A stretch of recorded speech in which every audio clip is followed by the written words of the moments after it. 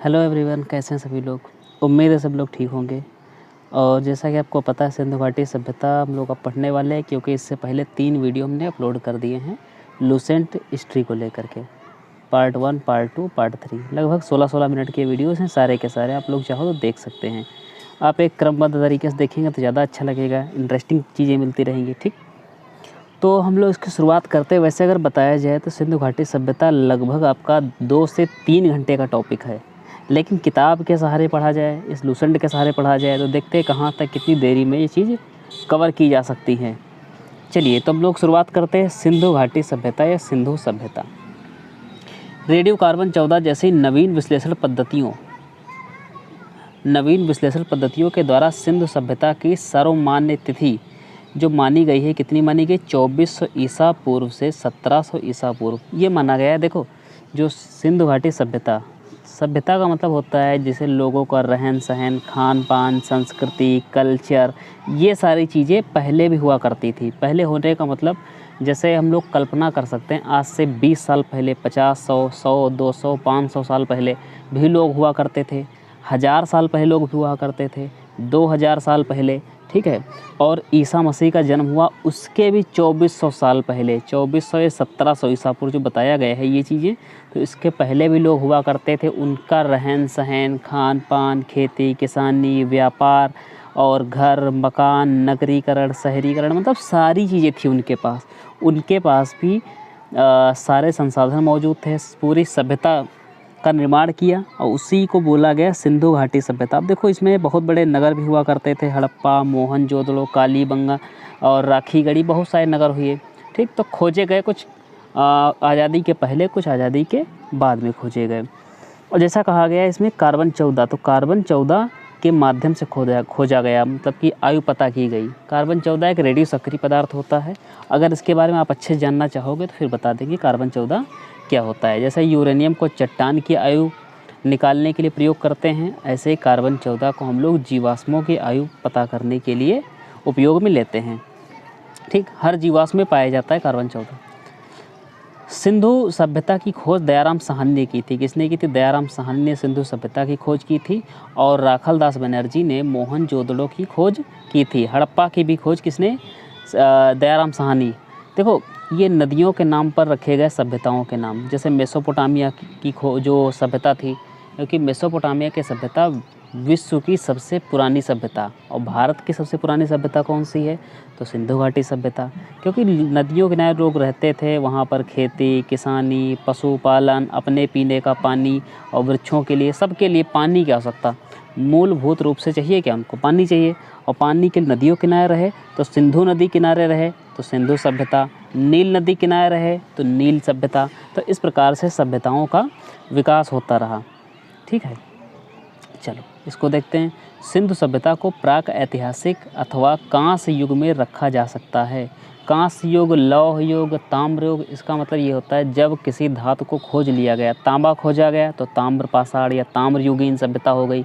लोहा खोजा गया तो लौह युगीन हो गई। इस प्रकार से जो धातुएं खोजी गई उसको हम लोग उस हिसाब से उनके अनुसार नाम दे दिया करते थे। इस सभ्यता के मुख्य निवासी जो थे, ये पूछा जा सकता है या ना पूछा जाए फिर भी आप लोग जान लो, द्रविड़ और भूमध्य सागरी इसमें मुख्य रूप से रहते थे। ठीक, कहा जाता है कि द्रविड़ या भूमध्य सागरी लोग इसके मुख्य नागरिक हुआ करते थे। जैसे आपने राष्ट्रगान अगर सुना होगा तो राष्ट्रगान में विंध्य, हिमाचल, यमुना, गंगा, उच्छल, जलध, तरंग, ये सब चीज़ें इसमें शामिल होती हैं। मतलब भारत का पूरा दर्शन राष्ट्रगान में शामिल हो जाता है। अगर आप राष्ट्रगान को ध्यान से पढ़ोगे या देखना कभी, तो उसमें भारत की जितनी विरासत, जितनी संपत्ति, जितना एरिया, सब कुछ शामिल हो जाता है। ठीक, चलो इसको देखते हैं आगे। बस पेशेंस के साथ आप सुनते रहना, और मुझे थोड़ा सा इस बात का भय रहता है कि वीडियो लंबा ना हो जाए, तो इस बात को हम साइड में करते हुए आराम से पढ़ते हैं। ठीक, यहाँ देखते हैं। सिंधु सभ्यता की सर्वाधिक पश्चिमी पुरा स्थल दाशक नदी के किनारे सुतकांगेडोर, इस प्रकार से यहाँ पर सुतकांगेडोर और जो कि बलूचिस्तान में पड़ता है। पूर्वी पुरा स्थल हिंडन नदी किनारे आलमगीर। एक आप डायग्राम बनाना, चित्र बनाना आप एक इस प्रकार से, ऊपर लिखना उत्तर, नीचे लिखना दक्षिण, यहाँ लिखना पूरब और यहाँ पर लिखना पश्चिम। और फिर इस प्रकार से चित्र बनेगा आपका, तो देखना किस आकृति में चित्र बनता है आपका, ये सारी चीज़ें उसमें बनाना, एक मार्क गोल गोल करके बनाना। तो इसमें पूर्वी पुरास्थल हिंडन नदी के किनारे आलमगीरपुर, जो कि जिला मेरठ उत्तर प्रदेश में पड़ता है, और उत्तरी पुरास्थल चिनाब नदी के किनारे या तट पर अखनूर निकट मादा जम्मू कश्मीर, तथा दक्षिणी पुरास्थल गोदावरी नदी के तट पर दाइमाबैद जिला अहमदनगर महाराष्ट्र में पड़ता है। इनके सब जब आप मिलान करोगे तो आपको इस प्रकार से आकृति कुछ बनती नज़र आएगी, इस प्रकार से आकृति बनेगी, इस प्रकार से। और पूछा जाता है कि जो सिंधु घाटी सभ्यता की आकृति थी, स्थल आकृति थी, तो किस आकार में थी, तो इसका क्षेत्र अगर देखा जाए तो आपकी त्रिभुजाकार थी। किस प्रकार से? त्रिभुजाकार। ये शंक्वाकार बन जाती है, शंक्वाकार या त्रिभुजाकार आकृति थी। ठीक है, चलो अब ये मैंने बताया ना कि वैसे ही बहुत बड़ा टॉपिक है, अगर इसको 2-3 घंटे भी समझाया जाए तब भी टाइम कम पड़ जाए, लेकिन फैक्ट के आधार पर हम समझते चलते हैं चीज़ों को सरल करते हुए। सिंधु सभ्यता या सैंधव सभ्यता नगरीय सभ्यता थी, मतलब कि जैसे हम लोग रहते हैं गांव में, कुछ लोग रहते हैं, कुछ नगर में रहते हैं, कुछ कस्बे में, इस प्रकार से। लेकिन सिंधु सभ्यता जो थी वो नगर सभ्यता का मतलब ये होता है पक्की रोडें हो, रोडों किनारे नाली हो, पानी का निकास अच्छा हो। गाँव में देखो नाली कहाँ अच्छी होती है, ना नाली अच्छी निकल पा रही है, ना पानी का निकास हो पा रहा है, रास्ते ख़राब हैं, कहीं गड्ढे हैं, तो इस प्रकार से व्यापार अच्छे से नहीं हो पाता है। तो ये गाँव की स्थिति। लेकिन आज से करीब 4,000-5,000 साल पहले लोग नगर बना के रहते थे। इमेजिन करो, कल्पना करो कितनी बड़ी एक उनकी रहन सहन, कितना बड़ा एक अद्भुत नज़ारा रहता होगा।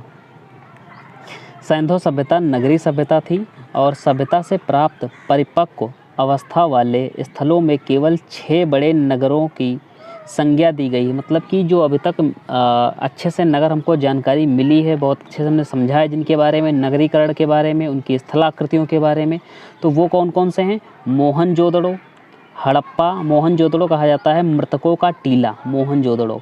ठीक, एक मूवी आई थी ऋतिक रोशन की, मोहनजोदारो करके आई थी, अच्छी मूवी, आप लोग देख लेना अगर ना देखी हो तो।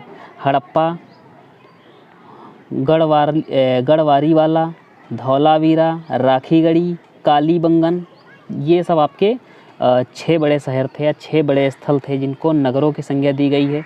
और उसके बाद में आज़ादी के बाद में, मतलब 1947 के बाद में बहुत सारे स्थल खोजे गए। देखो बताते कौन कौन से स्थल खोजे गए। स्वतंत्रता प्राप्ति के पश्चात हड़प्पा संस्कृति के सर्वाधिक स्थल गुजरात में खोजे गए, मतलब 1947 के बाद में खोजे गए। जैसे लोथल एवं सुतकादो सिंधु सभ्यता का बंदरगाह था। बंदरगाह का मतलब ये होता है कि समुद्र से जो नाव आते हैं वो रुके कहाँ, टापू किनारे जो होता है तट, वो होता है बंदरगाह, जहाँ से व्यापार करना, एक्सपोर्ट इंपोर्ट का काम हो, व्यापार का, चीज़ों का आना लाना, ले जाना, खरीदना, बेचना, ये सारी चीज़ें समुद्र के रास्ते से, तो इनका व्यापार हुआ करता था। आप कल्पना करो, इमेजिन करो कितना अद्भुत नज़ारा हुआ करता होगा कि समुद्र से भी व्यापार करते थे। बंदरगाह तब तो था, वहाँ पर लोगों का रहन सहन कितना अच्छा होता होगा, किस प्रकार से रहन सहन, क्या खाते होंगे, क्या पीते होंगे, किस प्रकार से भाषा होगी, ये सब चीज़ें देखने को मिलेंगी हमको। और क्या मिला है हमको, तो जुते हुए खेत, सोचो हल भी होते होंगे, इसका मतलब बैलों से खेती करते होंगे या भैंसे से, इस प्रकार से जो भी करते होंगे, लेकिन आदमी खेती करते थे वहाँ की। नक्काशीदार ईंटें, नक्काशीदार जैसे आप ईंटें देखते हो तो ईंट पर निशान बना होता है, भट्ठे का निशान या मार्क बना होता है, डिजाइन बनी होती है, तो नक्काशी ईंटों का प्रयोग साक्ष्य मिला है कालीबंगन से प्राप्त हुआ है। तो नक्काशीदार ईंटें या जुते हुए खेत कहाँ से मिले हैं? कालीबंगन से प्राप्त हुए हैं। मोहनजोदड़ो से प्राप्त अन्नागार, अन्नागार का अर्थ होता है कि अन्न को जहाँ पर हम लोग रखते हैं, जैसे गाँव में लोग रखते हैं ना, किसी कमरे में रख देते हैं या किसी बड़े बर्तन में रख देते हैं, तो मोहनजोदड़ो से हमको क्या प्राप्त हुआ? अन्नागार, मतलब को अन्न को भंडारण करने वाला एक स्थान। सैंधव सभ्यता की सबसे बड़ी इमारत है। मोहनजोदड़ो में जो अन्नागार मिला है, ये सिंधु सभ्यता की सबसे बड़ी इमारत है अन्नागार के नाम से। ठीक है, चलो 1 सेकेंड, हाँ थोड़ा सा बड़ा कर लें, जितनी चीज़ हो आप अच्छे से पढ़ पाओ इसको। मोहनजोदड़ो से प्राप्त एक और है बृहद स्नानागार। स्नानागार कहाँ था? Swimming pool. ठीक, एक प्रमुख स्मारक है जिसके मध्य स्थित स्नान कुंड कितना है 11.88 मीटर लंबा, मतलब कि लगभग 12 मीटर लंबा और 7 मीटर चौड़ा। कल्पना करो कितना ज़्यादा, 7 मीटर चौड़ा और 2 से ढाई, लगभग ढाई लिखा है, 2.43 मीटर, 2.5 मीटर गहरा। मतलब कि एक प्रकार से तालाब था, ये स्विमिंग पूल था, बहुत लंबा चौड़ा गहरा। ठीक, अब ये होता क्या था, जैसे हमारे जो त्यौहार होते हैं ना, जैसे होली, दीपावली, दशहरा, तो लोग स्नान करने के लिए इकट्ठा होते हैं। जैसे हरिद्वार में लगता है कुंभ का आयोजन होता है, तो वहाँ तो खैर बहुत बड़ी नदी किनारे स्नान करते हैं, लेकिन जब स्नान करते थे तो इस प्रकार से स्नानागार में लोग एकत्र होकर, महिला पुरुष लोग स्नान करते थे फेस्टिवल पर, किसी त्यौहार पर, किसी मेले पर। तो स्नान करने के लिए स्नानागार हुआ करते थे, जिनकी लंबाई चौड़ाई दर्शाई गई है। ठीक, अग्निकुंड लोथल एवं कालीबंगन से प्राप्त हुआ। अग्निकुंड भी प्राप्त हुआ कहाँ से, लोथल और कालीबंगन। कालीबंगन मतलब इसमें कांच की चूड़ियाँ प्राप्त हुई थी, काली इसीलिए कालीबंगन कहा जाता है। ठीक, और देखो आगे क्या क्या इसमें है। मोहनजोदड़ो से प्राप्त एक सिल पर, सिल का मतलब होता है पत्थर, एक सिल पर 3 मुख वाले देवता। देखो देवी देवताएं भी उनके थे, उनके किस प्रकार से देवी देवताओं की पूजा करते, तो माना गया है पशुपतिनाथ। अब ये एक नाम अपने अनुसार निकाला गया है, अपने अनुसार बना लिया गया है, पशुपतिनाथ की मूर्ति मिली है। पशुपतिनाथ का मतलब होता है कि एक देवता जिसके आसपास पशुओं के चित्र हैं, पशुओं के चित्र, जिसमें चित्र में कौन कौन थे, उसमें हाथी का चित्र उसमें लगा था, गैंडे का, चीते का, भैंसे का, तो ये पशुपति के नाम से बोला गया, पशुपति नाथ की मूर्ति। अब ये भी हो सकता है कि हाथी किसी का उनका प्रतीक होता होगा, गैंडा शक्ति का, या चीता फुर्ती का, या भैंसा उनके कृषि कार्य का प्रतीक रहा होता हो, जो भी। तो इस प्रकार से उन्होंने अपना चित्र बनाया या पूजा की। जैसे हम लोगों को आवश्यकता होती पानी की, वैदिक काल में जब हम लोग पढ़ेंगे पानी की आवश्यकता हुई, पानी बरसा बादल के माध्यम से, तो हमने मान लिया इंद्र ने बरसाया तो इंद्र देवता हो गए। आग की आवश्यकता थी, आग हमको मिल गई तो अग्निदेव हो गए। इसी प्रकार से पशुपतिनाथ को इन्होंने देवता बना लिया और चित्र बना दिया, हाथी, गैंडा, चीता, भैंसा विराजमान कर दिया, तो पशुपतिनाथ की पूजा करने लगे। अब एक ये कल्पना ही कह सकते हैं, जो सच्चाई है वो किसी को भी नहीं पता किस कौन से देवता थे, क्या था क्या नहीं था, क्योंकि उनकी जो भाषा थी अब तक पढ़ी नहीं जा सकी है। मोहनजोदड़ो से नर्तकी की एक कांस्य मूर्ति मिली है, मतलब कि एक नृत्यांगना, और उसकी मूर्ति कैसी, कांस्य की मूर्ति। कांस्य एक मिश्र धातु होती है। ठीक, हड़प्पा की मोहरों पर सबसे अधिक श्रृंगी पशुओं का अंकन मिला है। पशुओं के अंकन मिले, मतलब श्रृंगी पशुओं के चित्र मिले हैं। हड़प्पा की मोहर भी होती थी, जैसे आज मोहर होती थी स्कूलों में, अस्पतालों में, विभाग में मोहर चलती हैं, पहले मोहर बनाई जाती थी, उसमें चित्र बनाए जाते थे, पशुओं के चित्र। ठीक, तो ये पशुओं के चित्र बनाए जाते थे।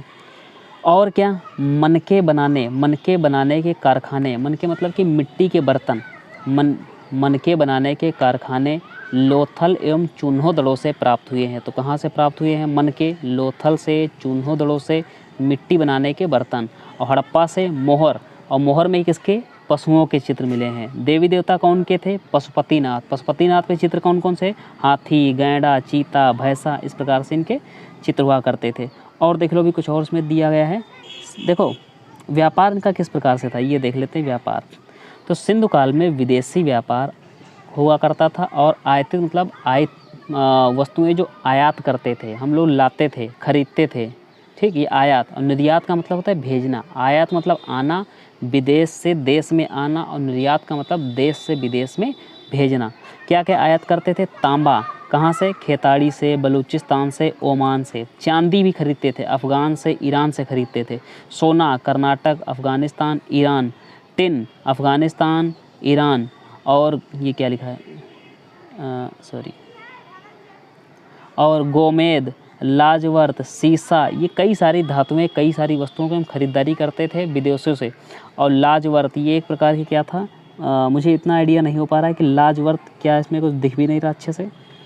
चलो, सीसा, सीसा का मतलब होता है सीसा, लेड होता है सीसा, कांच नहीं, लेड होता है, पीबी, लेड। ठीक, तो लेड की भी खरीदारी कहाँ से करते थे, ईरान से करते थे। चलो आगे बढ़ते हैं। देखो ये कहा गया है कि इनकी जो भाषा है कोई पढ़ नहीं सका। क्यों नहीं पढ़ सका, क्योंकि इतना इन्होंने सुंदर लिख ही दिया, ठीक। इनकी सिंधु सभ्यता की लिपि जो थी कैसी थी, भाव चित्रात्मक, एक्सप्रेशन वाली। जैसे एक्सप्रेशन वाली कि गुस्से के एक्सप्रेशन अलग हैं, खुशी के एक्सप्रेशन अलग हैं, दुख के एक्सप्रेशन अलग हैं। तो भाव चित्रात्मक यह लिपि अब लिखी कैसे जाती थी। अब ये एक्सप्रेशन हंसी, दुख, बोलचाल किस प्रकार का एक्सप्रेशन था वो जो पढ़ेगा वही जान सकता है। लेकिन ये लिपि लिखी जाती थी दाएं से बाएं की ओर। जैसे हम लिखते हैं तो हमको लिखना हो तो अगर कुछ भी लिखना हो तो हम इधर से लिखते हैं, सिंधु घाटी, ठीक, इस प्रकार से। लेकिन ये लोग कैसे लिखते थे, ये लिखते थे इस प्रकार से, सिंधु घाटी, ठीक, उल्टा लिखते थे। तो इनकी जो भाषा हुई वो कैसी हुई, भाव चित्रात्मक। पहली पंक्ति जो इनकी लिखी गई वो कैसे आपने देख लिया, दाएं से बाएं, फिर दूसरी पंक्ति बाएं से दाईं की ओर लिखी गई। चलो इस वीडियो को हम लोग यहीं पर रोकते हैं और बाकी देखते हैं इसका आगे वाला पार्ट हम देख लेंगे कल, मतलब कि जो आपका 5वां भाग होगा और उसमें सिंधु घाटी सभ्यता पूरी तरीके से समाप्त हो जाएगी। अगर वीडियो अच्छा लगा तो लाइक, सब्सक्राइब, शेयर कर दीजिए। मिलते हैं आपको अगले वीडियो, तब तक के लिए जय हिंद।